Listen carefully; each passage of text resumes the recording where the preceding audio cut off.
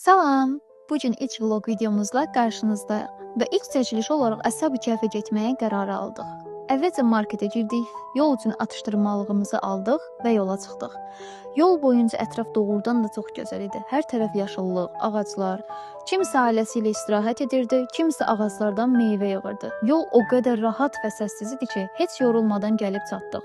Və nəhayət Əshab-ı Kəhfə gəldik. Qısaca bu yer haqqında da məlumat vermək istəyirəm. Əshab-ı Kəhf Qurani-Kərimdə adı keçən müqəddəs bir məkandır. Əfsanəyə görə bir vaxtlar zülmkar padşahdan qaçan 7 kimsəsiz gənc Allaha sığınıb bu mağaraya pənah gətirir.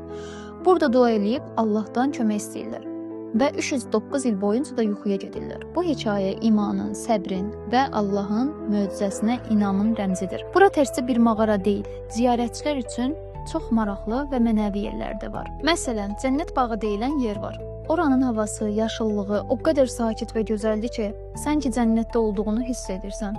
Daha sonra Qaradaş.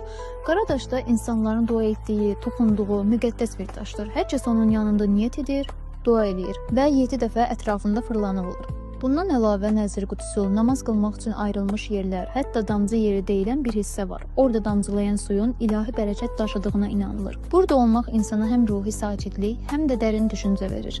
İnsan istər-istəməz bir anlıq dayanır və həyatı, inancı, zamanın necə keçdiyini düşünür. Əgər siz də həm təbiət, həm də mənəviyyatla iç-içə olmaq istəyirsinizsə, Əshab-ı Kəhf mütləq görməli olduğunuz yerlərdən biridir. Allah edilən ziyarətləri, qılınan namazları qəbul etsin deyib sizinlə çay içə-içə sağollaşırıq. Sağ olun, baxdığınız üçün təşəkkürlər. Yeni videolarda görüşərik. Hələlik.